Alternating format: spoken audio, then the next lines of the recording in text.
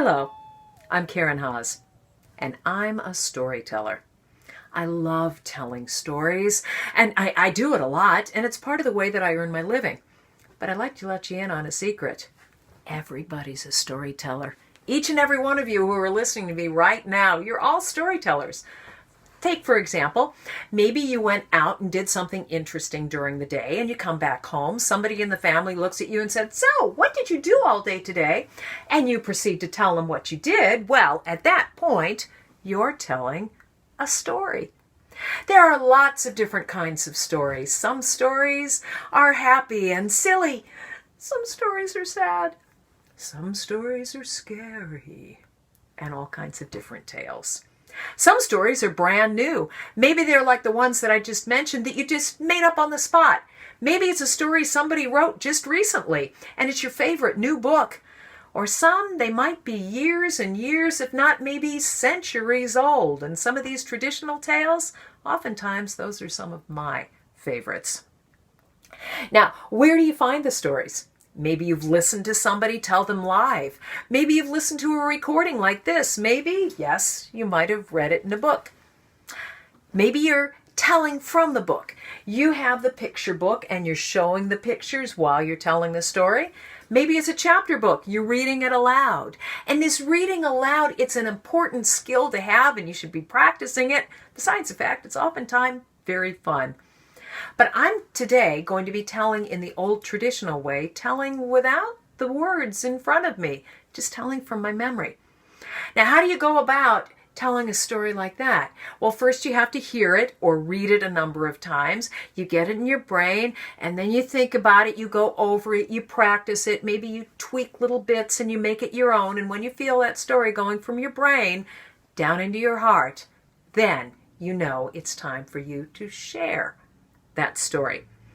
Now, it can take a long time to learn a story well enough to share, and I've included in the written out parts of this lesson some questions to help you learn the first tale about Grandfather Bear, but you have to promise me don't go reading those questions until after you've listened to me tell.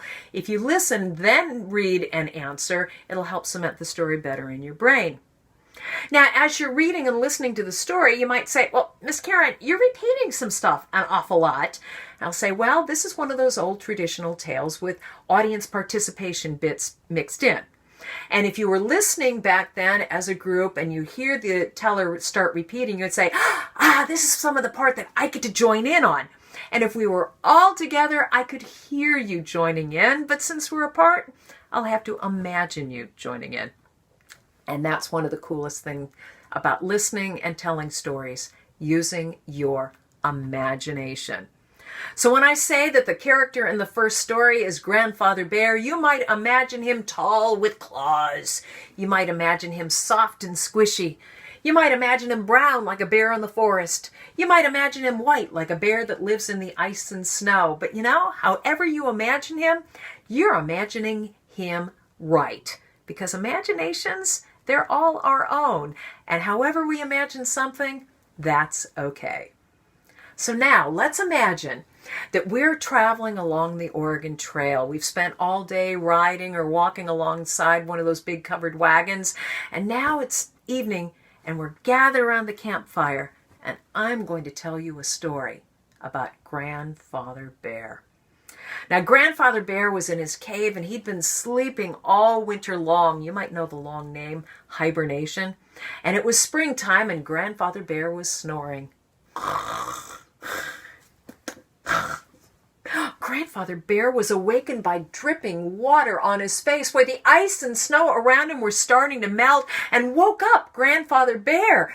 But it wasn't the water on his face he was worried about. No, it was his empty tummy. He hadn't eaten anything since he fell asleep those many months ago. "Oh," said Grandfather Bear, "I'm so hungry." And he looked all around his cave home. He looked high. He looked low. He looked to one side. He looked to the other, but there wasn't a bite to eat. He'd eaten it all before he took his long winter's nap. "Oh," said Grandfather Bear, "I'm so hungry." Then he thought about salmon, his favorite salmon stream. Maybe there was some fish in there. Oh, there have to be. And he lumbered on over to his favorite salmon stream, and he looked upstream and he looked down. No salmon. It was too early in the season. Oh dear. He started picking up rocks and looking underneath them, thinking maybe there'd be some minnows or some bugs and grubs. Nothing in that stream. Oh, said Grandfather Bear, I'm so hungry. Then he thought about his favorite berry patch. Oh, there'd have to be something to eat there. And he lumbered on over, and there were all the bushes, and he looked on top of them. He looked underneath them. He looked to one side. He looked to the other side. Nothing, no berries, not even any buds yet. Oh, said Grandfather Bear, I'm so hungry. And he looked over and he saw an old tree stump. He knew that sometimes there were bugs and grubs underneath the bark of the tree stumps. So he lumbered over and he took his claws and he started digging and digging in the bark of that tree stump. But what he didn't realize, it wasn't any old tree stump. Now that tree stump was also Chipmunk's home.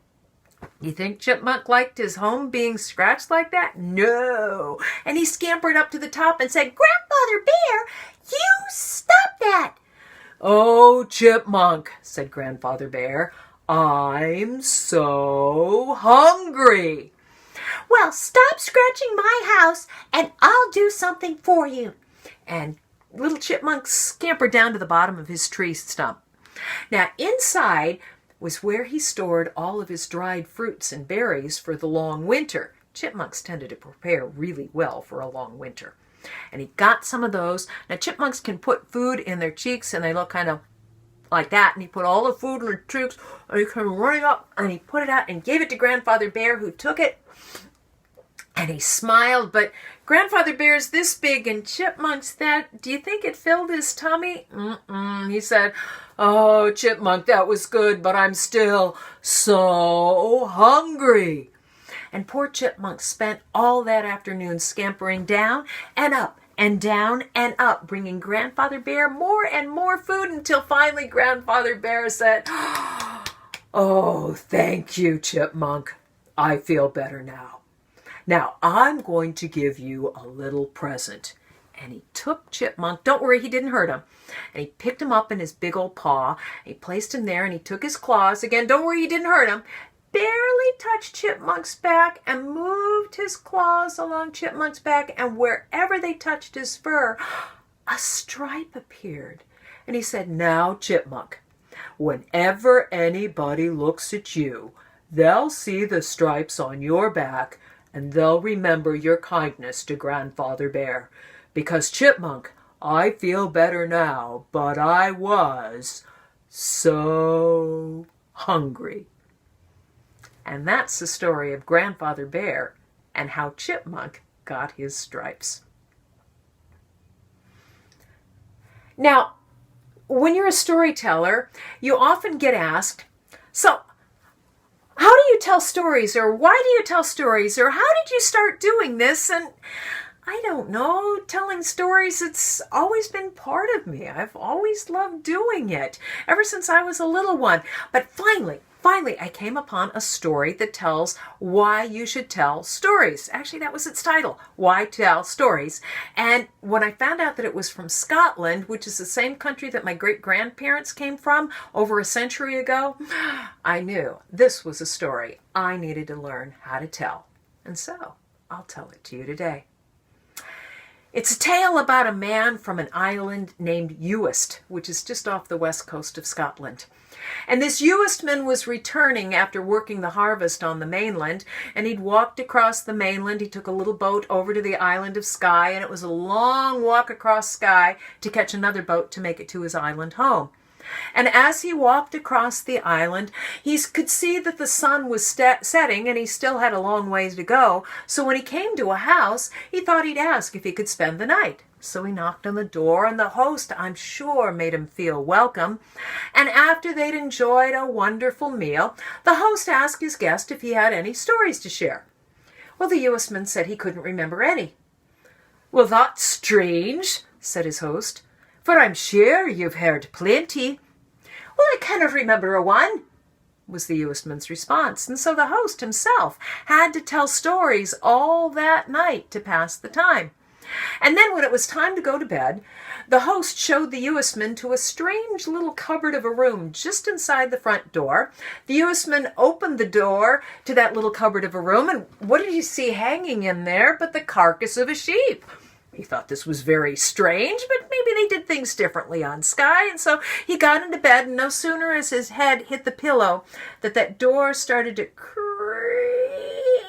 open, and in walked two thieves. They grabbed that sheep and they ran.